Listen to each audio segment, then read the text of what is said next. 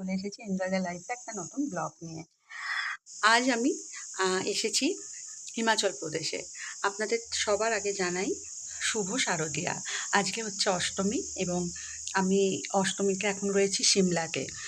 শহরের অনেক দূর থেকে, কোলাহল থেকে অনেক দূরে রয়েছি সিমলায়। আমি এখন হোটেলে এসেছি, জাস্ট একটু আগেই আমরা হোটেলে এসেছি, ফ্রেশ হয়েছি একটু।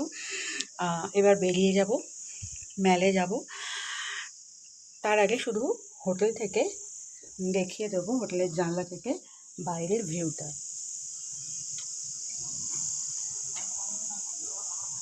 কি অসাধারণ ভিউ, একবার দেখুন। আকাশটা দেখুন, একটু আগে খুব কড়া রোদ্দুর ছিল, এখন একটু একটু মেঘ আসছে আকাশে।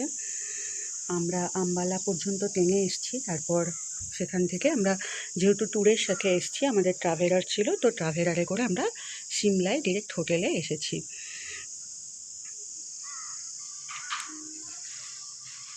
রাস্তা কিন্তু একদম ক্লিয়ার আছে, কোনো অসুবিধা নেই।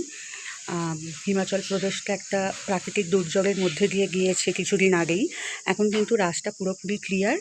সবাই পুজোতে ঘুরতে আসতে পারেন, পুজোর পরে আসতে পারেন, কোনো অসুবিধা নেই। এখনও পর্যন্ত ওয়েদার কিন্তু নর্মাল, খুব একটা ঠান্ডা আমরা পাইনি। ভিডিওটা এখন আমি এখানেই শেষ করছি। এরপরে যেখানে যাব, যেরকম ঘুরবো, সেরকম ভিডিও আপনাদের সামনে নিয়ে আসবো। Tata, by.